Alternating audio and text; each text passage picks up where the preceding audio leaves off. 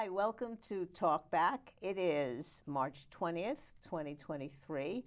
And did you know that this is Women's History Month? And we have a perfect guest because she combines the world of women and history and politics. And we have something that's on top of mind in our state now, our voting rights.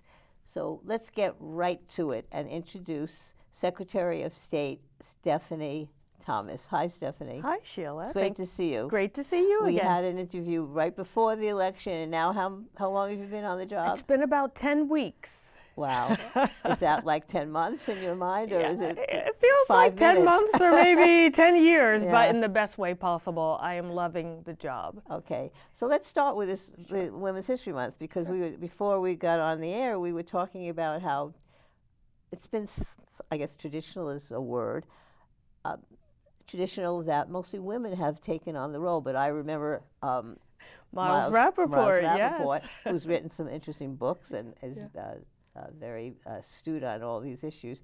He was Secretary of State years ago, but since then I think there's been women who've held that job. I think you're right. All right, and then you told me an interesting factoid that way back over about 100 years ago. What? Yeah, so I was elected in 1922. I'm sorry, in 2022. Oh my right. gosh, time. But exactly 100 years ago 100 years ago, the first black woman ran for Secretary of the State, and of course she lost. So someone pointed it out to me at a Women's History Month event, how there was this nice synergy that it took 100 years, but how wonderful it would have been for that suffragette to see me elected as Secretary of the State. Right. So it gave me a little goosebump moment. Yeah, but you are the first, I guess, black woman to hold that role as Secretary of State in first Connecticut. black person, male or female, to hold the role in Connecticut. So we break a lot of barriers, and women have been breaking barriers over the last, I don't know, 100 years since they passed the 19th Amendment in 1920. It's 100 years that we've had the vote. Yep. But it's still taken a long time for us to really get into leadership positions in all facets of American life. And I still maintain, maybe you can contradict me, that it's still a paternal society in the main. What do you say? I won't contradict you. In fact, I was at a historical event, again, for Women's History Month, and I was interested to notice that there were more women on the ballot at this constitutional level in 1920 than there was in 2020 or 2022. So I found that fascinating. Well, that is interesting. Well, look, women have taken their roles in the professions. When I was in law school in the 70s, I was just a handful of women. And now I think there are more women in law school, and just as many women. My husband is an optometrist, and he went to his 50th reunion, and most of the women in the new class, in his class there was one woman, way back in the 60s.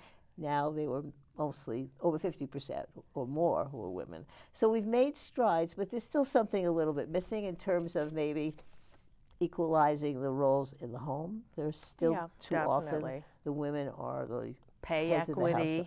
Yes, still pay we equity. suffer. So we have a ways to go. We do. So in what ways, as someone who's an official in the state of Connecticut, in what ways should we be celebrating Women's History Month? What do you think? It's a good question. In every way possible. I do think I find I speak to a lot of young girls, for example. Schools invite me in, or groups like Ms. President, and you know, it's something when you notice that they are noticing that you are a woman compared to a man, and you sometimes see the bias that perhaps they've been living with in our culture about this is usually a man's role, or a man is in a position of power. So, you know, I think it's incumbent upon all of us to be role models for future generations, and I really believe that if you can see it, you can be it. Motto that many groups espouse. So I like being a bit of a role model, even for people I may never meet. They see me in this position, and it helps. It's important for you. I mean, how many times have you heard young kids say, I look at Barack Obama, I look at Stephanie Thomas, and I realize I could be that too. So that's very critical. But I think also the education piece is critical. Look what's happening around the country with governors like DeSantis and other states telling teachers you can't teach this about civil rights, you can't teach this about LGBTQ issues. And what about our textbooks writing about women?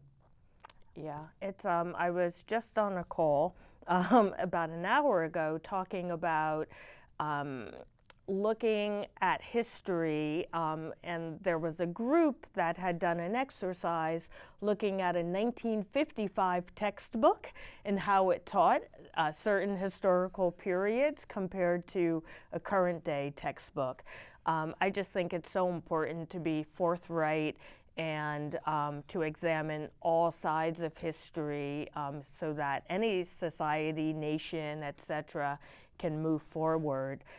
In education, most people realize one of my major pillars for running for this role was because I think there's a lack of focus on civic education.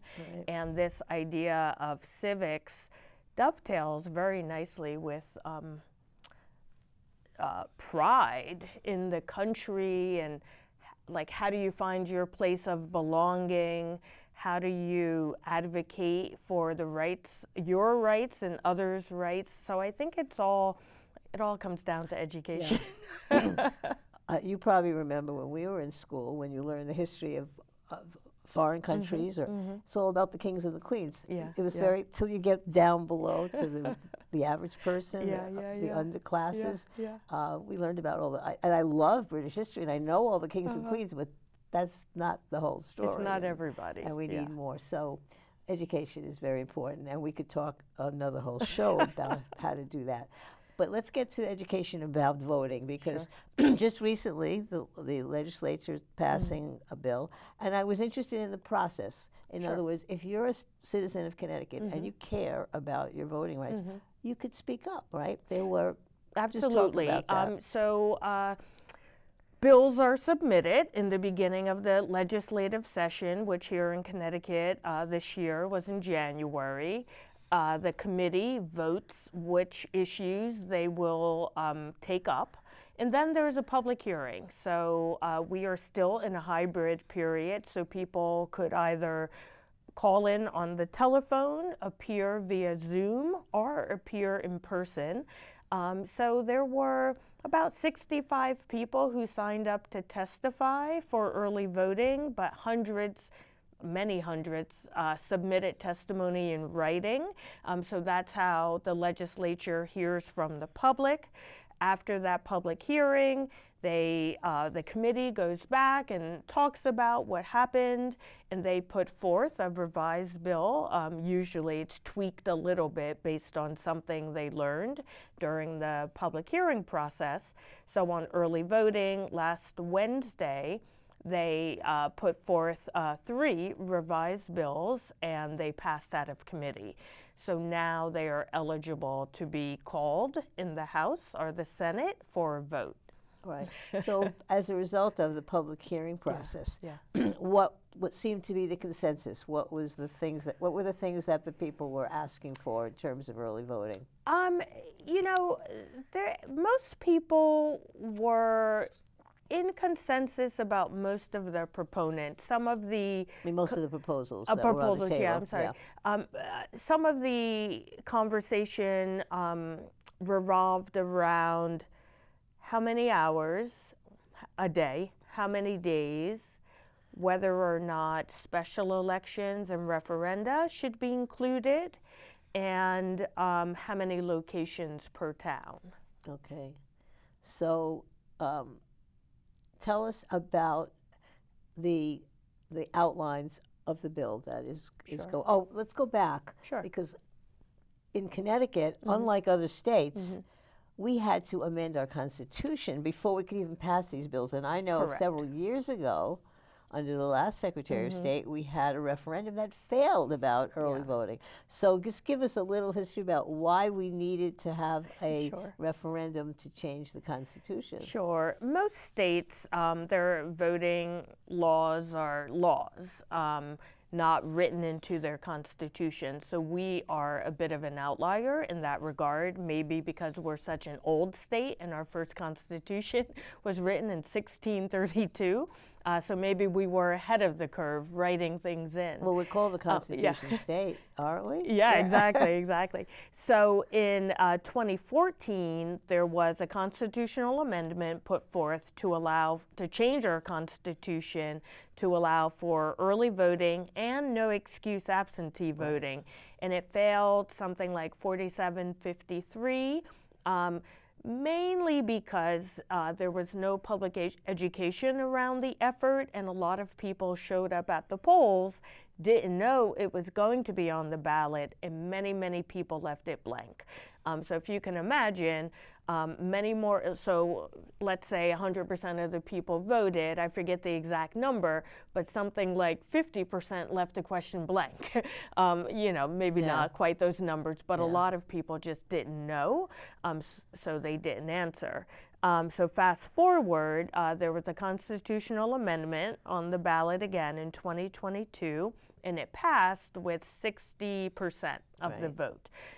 So that enabled the legislature to now decide what early voting looks like. Because we've had the election of 2020 and 2022 where we in Connecticut saw how many other states, even states that are making it a little harder for people to vote in terms of voter ID and closing the voting boxes and so forth. Even those states had early voting, although they try to cut them back, some of them. What I have found anecdotally is that many people I think thought we had early voting and no excuse absentee voting, but they just thought they had never used it. Right. It came as a shock during COVID that we didn't have it. Right. Well, in COVID, we made a special exception through the governor that because of COVID, we did not need an excuse. And COVID was the excuse that we could use to vote. And so that, in a sense, was early vote. Yes, I've early voted. I went to the town hall last time to say I'm not going to be in Connecticut. Exactly. But that's different than having the polls actually open on certain periods before the election. And well, the real difference is that was a special exception. So that was taken away in 2021. So now the limitations are a little stricter for the reasons by which you can vote by absentee ballot. You basically have to sign under penalty of perjury that you could not present yourself to the poll on election day. So early in-person voting, although it won't be set up like you see on election day with, you know, hundreds and hundreds of polling locations, it will allow you to go to some location early. So if you live in a big city like Hartford or New London or Bridgeport, you might not be able to go to the polling place that you would ordinarily go to on Tuesday, election day. There may be certain selected locations that would be there for early voting. That's correct. And the towns will set that up. Exactly. And so forth. So some people say, you know what, I like the idea of election day where the whole country speaks in one voice and we all go to the polls together. The problem with that is that election day is not a holiday for people who are working, right? Correct. Do you think we should have a national holiday of election day? I mean, that would be a start, right? Yeah. But I still think it doesn't go far enough. You know, the example I tell people all the time is that accidents happen in all of our lives. Who hasn't had a flat tire? They got a call about needing to fly out to care for a relative who fell ill or called out of town for work at the last minute. None of those situations would have allowed you to use an absentee ballot. And why should we rely on good luck to vote on one day a year? And as we've also seen, not every job gets off just Right. because it's a holiday. Exactly. So there are people who will always have to work, even if it were a national holiday. Right. So tell us, what are the outlines of the bill? What can we expect if this bill goes through the process Sure. and passes in the House and the Senate? So 3 bills passed out of committee. So I'll focus on SB 1057, which is the one that I align more closely with. It allows for a 10-day period of early voting that would start on the Friday before the election, Right. and the Sunday before the election. It calls for 8 hours So it a will be day. 2 weekends. 2 weekends, 2 full weekends, 8 hours a day. There are 2 days that would extend from 8 a.m. to 8 p.m. The other proposals call for a longer period of time. My 1057 includes special elections for a much shorter window. I think a couple of days is what it would need, but I think the bill says 4 days, but it does not include referenda. And that is a big differentiator. Every town has a charter, so they may have town referendum votes on things like the budget. Right. But each town has different guidelines, and some of them have automatic triggers. So if the town votes on a budget measure, say, and it fails, they automatically have to vote, 4 days later or 1 week later. And there's special noticing requirements. So as you might imagine, having even a 4-day early voting period would hard run to do. It's hard very to do. difficult. On to the other do. hand, in municipal elections, here in Colchester, we always have at least 1 or 2 on the town budget, the Board of Education budget. Nobody shows up. 20%. Yeah. So how do you get people to show up? But you're right, it is logistically difficult to make more days available. And the bills call for at least 1 location in every town. And I think the latest bills have permissive language allowing towns above 20,000 residents to open other locations. They'll have to run it by my office to make sure it meets all the criteria. Towns would have to create a plan. Our office would have a basic plan outlining things like appropriate chain of custody of ballots, what type of location, for example, does it have enough parking, is it ADA compatible? We will create a plan. Towns would then adopt those plans for any specifics in their town, and our office will approve that plan to make sure that everything is and set how up will right. that dovetail with the existing rules about absentee ballots? So those you normally would do more than 10 days before the election, though, right? Yeah, so absentee ballots become available, I believe, 30 days before the election. So the laws in place currently would still exist because we still have to pass a constitutional amendment to allow for no excuse absentee voting. That's another amendment. Yes, that's another amendment that is in the legislature now. If it passes, it will be on the ballot for voters in 2024. Wow. Yeah. Okay, that's interesting. All right. So hopefully no one's eyes have glazed over yet. And you're hopeful that the bill that you outlined here, the 10-day early voting period, is the one that will probably make it through the legislature? I do. I hope so. All right. And you think that majority or more of Connecticut voters are approving of that? I think so. The other 2 bills call for 14 and 18 days, and people always ask me why I'm advocating for 10 when the nationwide average is, I believe, 14. And part of that is Connecticut is such an outlier in terms of how our elections are set up compared to the rest of the country. And we also are coming to it much later than the rest of the country. Some states have been doing this for 3 decades already. Yeah. And what the data has shown is that there's a big number of people participating the first couple of days, and then usually the last week. And in between, it kind of dips and flattens, as you might expect. So for me, when I'm thinking about the cost, which I think we all have to think of, I don't know that there's enough return on investment by adding those 4 and 8 days. Especially, hopefully, once we adopt no excuse absentee voting. Right. So, okay. So I asked some of my colleagues in my town, Colchester, our town clerk and our selectman, Rosemary Coyle. And Rosemary gave me a few questions that I promised I would ask you. So one of our questions relates to this. How will the cost to the towns of this new program for early voting be mitigated? Sure. It's a good question. I wish I had the answer. It's a legislative question. What I've been advocating all along and what I said in my testimony is I hope the legislature, they would be better off not passing it than passing it without funding. We have to have funding for the towns.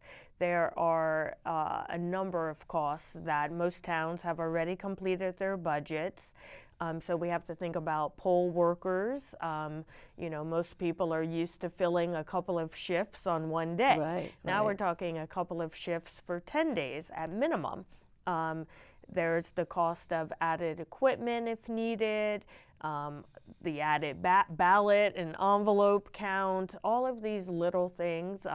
Some people will need new the CVRS, our Central Voter Registration System, new hard lines run to separate locations, etc. There are just a lot of costs that we'll see in these early days. Is funding part of the bill? Is funding for cities and towns part of the bill? So when the bill passes out of committee, it did not yet have the Office of Fiscal Analysis does a budget for every bill before it's called on the floor.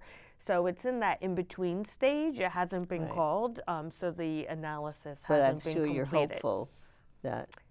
Again, I would say it cannot pass without funding, or else it cannot be implemented. And you can be an advocate for that as the process goes forward. And you, every individual, can be an advocate for that. I say call your state rep and state senator. The other question that Rosemary has relates to voting, and that is, have there been any conversation about changing our scan machines that we now use? Sure. So even separate from early voting, because all of the proposals call for a manual method of early voting. So think about Election Day registration, where you fill out a ballot, you put it in an envelope, you seal it. Early voting would work that way, not in our tabulator machines that you're used to seeing on Election Day that you feed your ballot into. So we need new tabulators. We are making a request for bonding to purchase tabulators. There had been some thought over the last couple of years that the federal government would give some additional funding for elections, but they have not. So we have to pursue bonding, and hopefully we are writing the RFP right now, so hopefully we'll receive the bonding and we can purchase new equipment by next year. Okay. One of the other issues that Rosemary brought up, and I know the town clerk and the registrar of voters have been thinking about a lot, and that is the relationship between the registrars, the town clerk, and your office. And Rosemary's question is specifically, what are your goals in the coming years to help local registrars and town clerks in the work that they do, and how your relationship with them will be good? It's only been 10 weeks, but I'm not sure if the registrars and town clerks are sick of me already, because I show up at their regional meetings and they're like, wow, we've never seen a secretary here before. The registrar conference is coming up in 2 weeks, and I thought, hey, I'm going to sign up and take the education because I want to see what they're learning, see where any of the gaps are. They don't know it yet, but I'm sure they'll drop when they see me there. I have made it a cornerstone. It's just a part of who I am to engage in two-way communication. So even before I took the job, but certainly since I've taken the job, I have convened, called, reached out to many registrars, just email me. Town clerks do the same. I answer them directly. I want to hear from them, especially because we have an extraordinarily large amount of projects rolling out over the next few years. Early voting, potentially no excuse absentee voting, the new tabulators, the optical scanner machines. A new CVRS is also rolling out next year. A new audit system is also rolling out in the next couple of years. So I need to hear from them. They are the experts. I don't know everything they know. It's really important to me that our office is a help and not a hindrance. Okay. I'm here. Anyone can email me or call and me. before we leave this topic of the early voting, Yeah. how can the average voter now, the voters in Connecticut, help keep the process going along the lines that they'd like? Can they write to their legislators? What do you do? Yeah, Call, write? absolutely. They should call or write or postcard, email their legislators, senators and representatives. They could also reach out to all legislators, and it can be done so easily through the website cga.ct.gov. cga.ct.gov. Exactly. And also, can they look at you have a newsletter, you're online, and you have you have a web page that talks about the press releases you've put out, and you'll be putting information about the voting They can bills. certainly follow along on our site, the Connecticut Secretary of the State site. They can also reach out to the governor and let him know, especially about funding. Right. But yeah, I encourage everybody. 60% of voters voted for early voting for the constitutional amendment, and when you take the fact that under 1,000 people testified, I try to remind people we need to hear from you, not just about something you're against, but about what you're for, because we don't know. We don't know. Right. So that gets us to our next topic that you want to talk about all the time, that is civic engagement and education. And studies around the world show that, contrary to what we think about ourselves as a great country, we're one of the worst in percentage of people voting, percentage of people registering to vote, not even voting, percentage of people who are educated on the issues. So let me ask you this as a baseline. Do you know how many eligible voters there are in Connecticut? How many 18 plus people are there in Connecticut who could be registered this minute to vote? I should know, but I did not look up that figure, but I believe it's about 2.2 million. Okay, and then the question, so this is my question. Maybe you can get this information and post it or send it around. I'd love to see it. So of those eligible voters, how many of those, what percentage of those actually registered to vote? Well, registered to vote, it's about, oh gosh, I should know this, right? I think it's 1.7 Okay, million. So I want to know. But then the question is, what how many actually vote? Well, so there's three levels. First of all, how many 18 plus people are there in this state who are eligible to vote? How many of those have actually registered? And then once they're registered, we know that in most elections, municipal elections, maybe 20 to 30% vote. Yeah, the municipals, the average is about 30%, but there are some towns where it's like 9% of registered voters eligible. In a presidential election, Connecticut does well compared to the rest of the country, maybe 70, 75, 80%, maybe. That's still 20% of registered voters not voting. And how many citizens are still of the eligible, state but so I think I would like to see a breakdown of those issues. So that just shows us how many complacent people there are who take it for granted or think. I think the answer is they think it's no use because the government doesn't really care about me, and I'm not part of it, which you are, but I'm not part of the government, and they're all kind of I not think thinking about me. There's so many reasons. So I don't want to label people with complacency, because I have seen all types of people. While I was campaigning, I did some community events where I reached out to people who had always voted, not always, but had voted in at least some presidential elections, but never any other election. And some of the stories I heard were shocking. One lady told me, she says, "Oh, my brother told me I can't vote in those elections." And I said, "What do you mean?" And she said, "I thought I had to fill out a different type of paperwork other than for voting for president." So she thought she was doing her civic duty in some way. Yeah. She just didn't know. She didn't understand. I have run into people who said, "Oh, I've always voted in every election in my entire life." And I said, "Oh, what about the special election?" And they said, "The what?" Because special elections are 6 weeks from start to finish. It usually relies on the candidate to promote it, and because it's such a short time frame, the candidate goes out to their base, and everyone else is kind of. That's so usually they when just didn't know. Yeah. Especially is often when there's a vacancy, A through death vacancy, or something exactly. else. You have to. Exactly. So this person had thought they were doing their civic duty, and they just never heard about the special elections. And yes, there are some people who are complacent. There are some people that early voting would help, who are juggling multiple jobs or responsibilities. But you can't deny that there are some people who've given up on government. Yes. Oh, for sure. And yeah.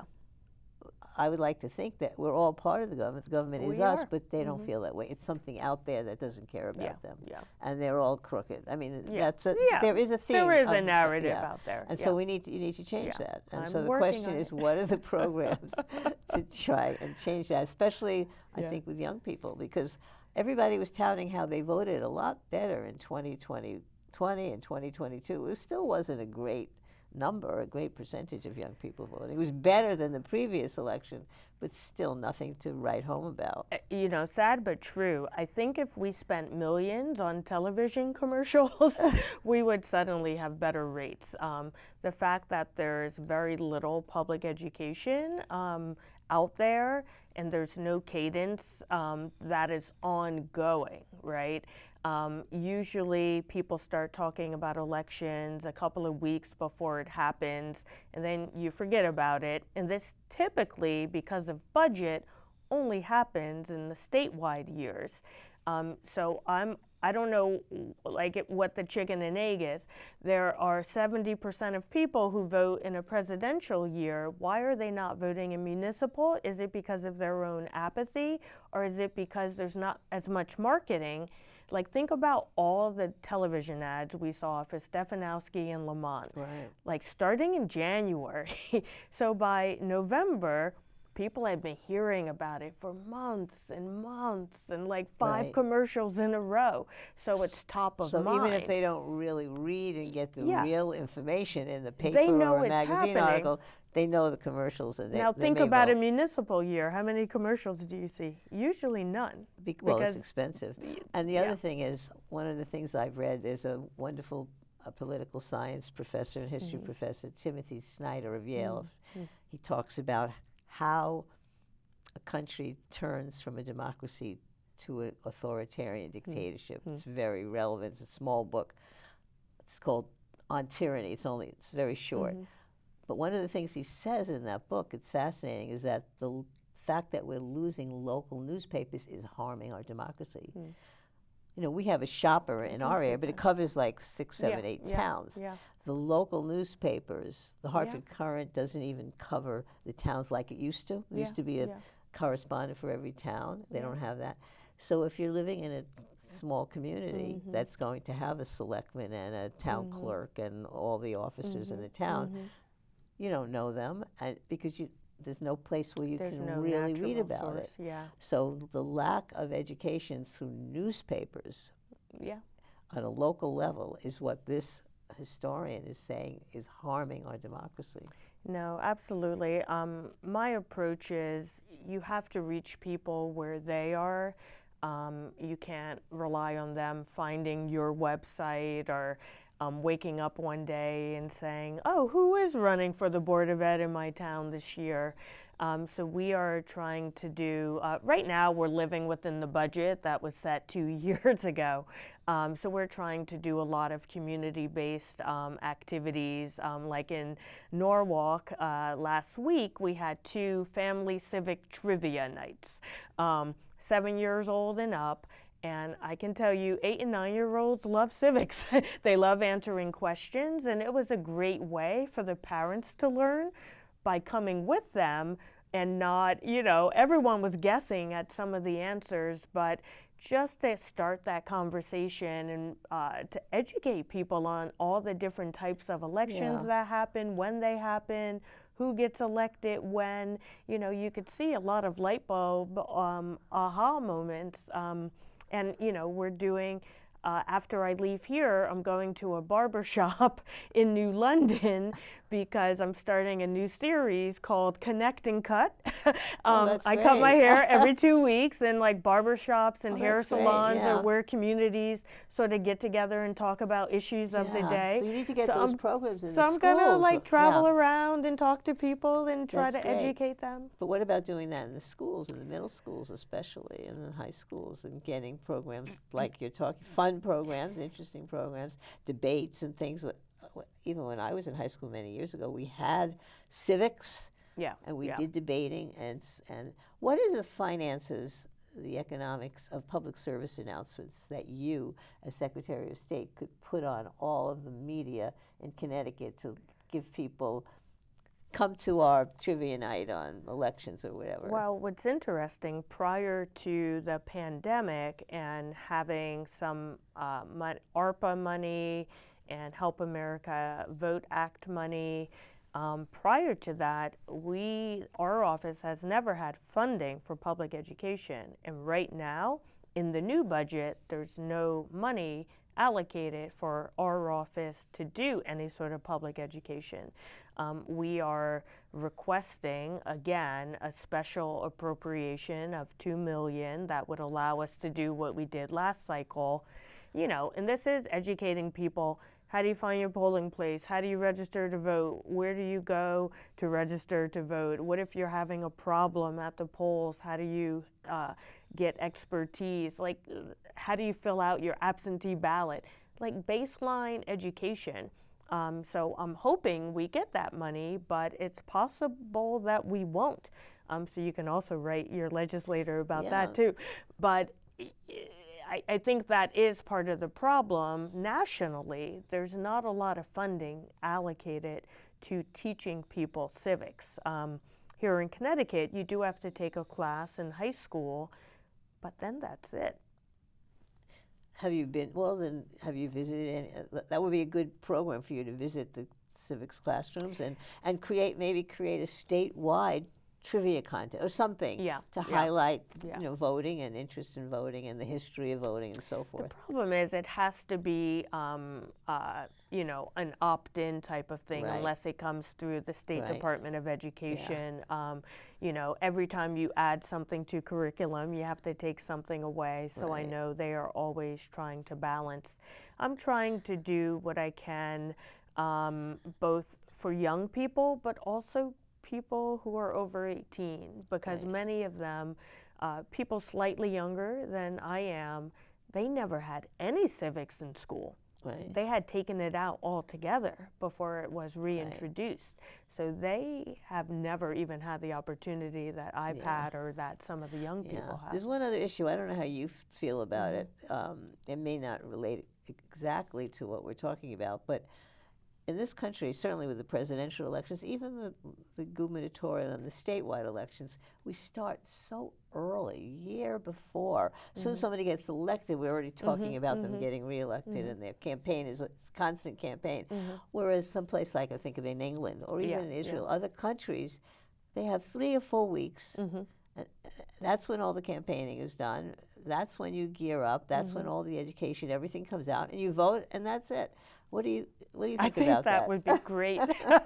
As someone who spent 13 months campaigning for this job, 4 weeks sounds a lot better.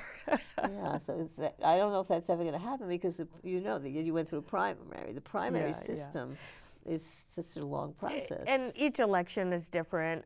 In my election, for the statewide level, also we have a convention system. So the Right. convention was in May. So you had to start campaigning before that. Then you have the primary in August before the election in Let me November. ask you, what percentage of, well, that's a party primary, so what Yeah, it's a percentage party of primary. Connecticut Democrats voted in the primary in August? I believe it came out to be 14%. I mean, really? Yeah. 14% of all, only Democrats. Only Democrats. And yeah. and then the on the Republican side, I think it was a little higher, actually, about 18 or 19%. Okay, and how many people voted in the gubernatorial election of 2022? I believe.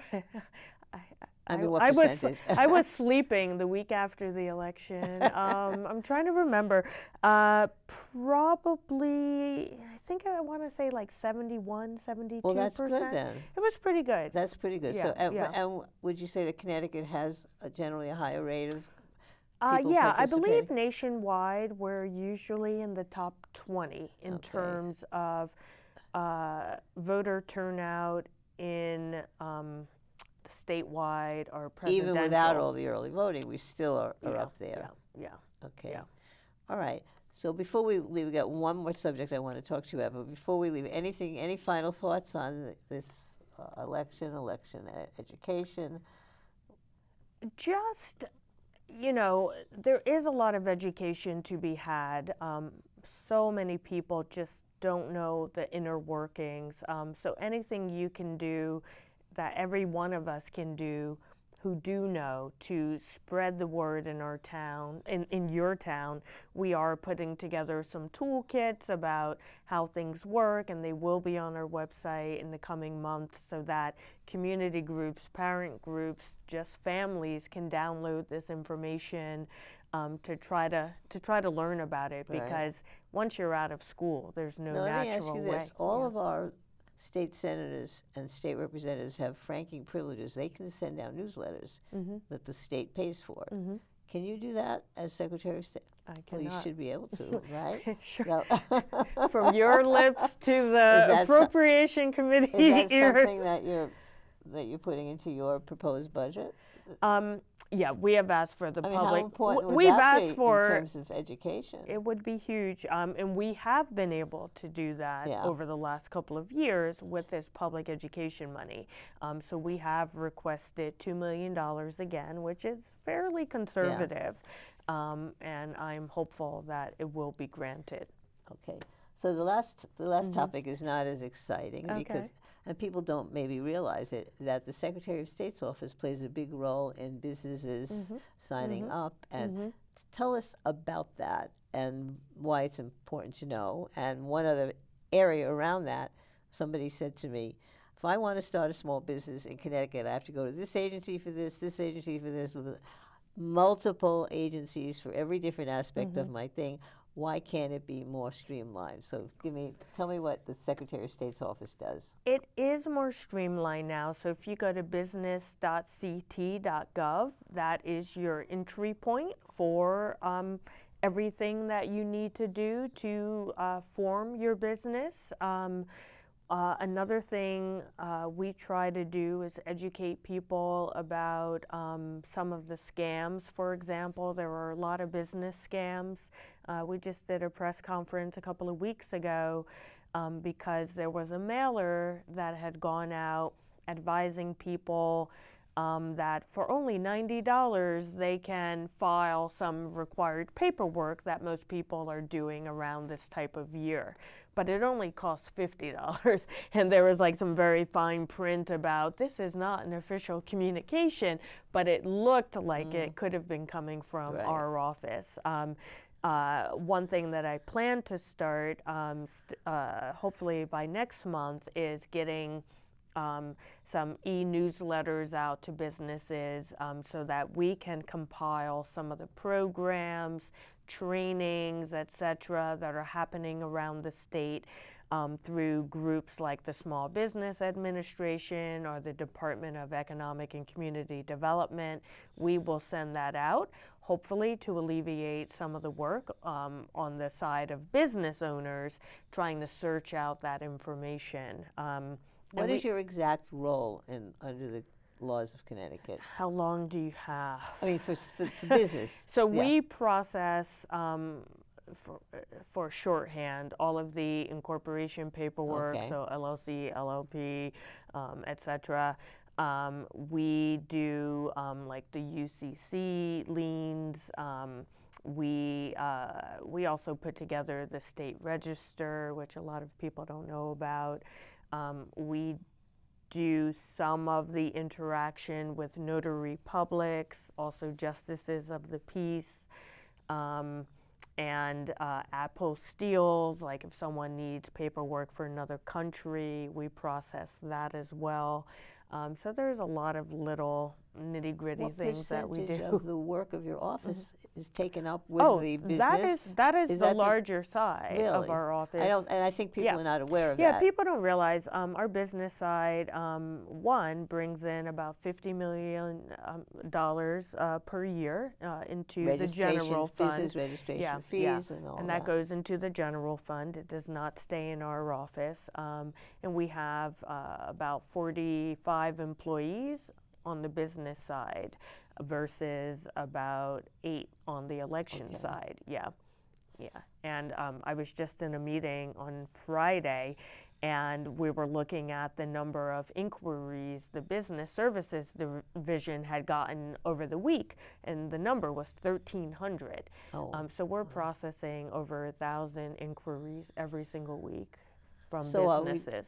As we hear from our administration, the Biden administration in D.C., we are creating more businesses, more jobs available. Is that true in Connecticut? Yeah, Connecticut, I haven't seen numbers from 2022 yet, but I know in 2021 we had more startup businesses than we had seen in decades. So I think one of the byproducts of the pandemic, perhaps, is that many people started their own businesses where, you know, maybe they were forced out of a job or needed more flexibility. Great. Okay, so that's an area that people don't associate because we're so, the elections part is so much more in the public eye. Yeah.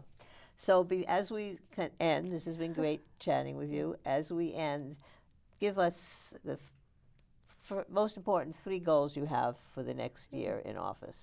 Oh, wow. If I'm limited to 3, I will say funding, but that's 1. Funding for early voting, but also funding for public education out of our office. 2, successful passage of an early voting bill that can work for every town in Connecticut. And 3, the ability to focus every single person in Connecticut on the importance of both civic education and civic participation. A representative democracy doesn't work unless we all pitch in. It's an action sport. You know, you can't just vote one day a year and think that will solve all the problems. You have to get involved and engage the other 364 days. So you said that 3 was too small. If you have a bonus pick, you can pick 1 or 2 more. If you oh my goodness! Oh my goodness! See, I was thinking of 3 now. Long-term goals, definitely, like I mentioned, I would like to do more for the business community, to be more helpful to them, and to also figure out ways that they can become good corporate citizens. Like, for example, we're thinking about creating like a Make a Pledge program where a business can decide, you know, I will make voter registration forms available to my employees, or I will give them time off to vote. and you know, they can opt into that just to get the message out there. We deal with so many businesses in Connecticut, and they have direct access to so many voters. Maybe we can work more collaboratively. Okay, great. I won't. And I'll stop there. I won't. No more Because quizzes. that was a long one. You passed. You passed with Thank flying you. colors. Thank you. Okay. So it's great to have you, Thank you. Stephanie, and we're going to make sure that we pay attention to our voting rights. Write to your state reps, your senators, call them if you know them personally. Yes. I'm sure many of you do, and let them know that you want it passed and you want adequate funding to make sure that your town has enough funding to, you know, process these new rules about early voting and vote and register and get your young kids to register, right? Yes, yes. So until we see Stephanie again in Eastern Connecticut, it's great to have her. And goodbye. We'll see you all next time on Talk Back. Bye. Thank you. Thank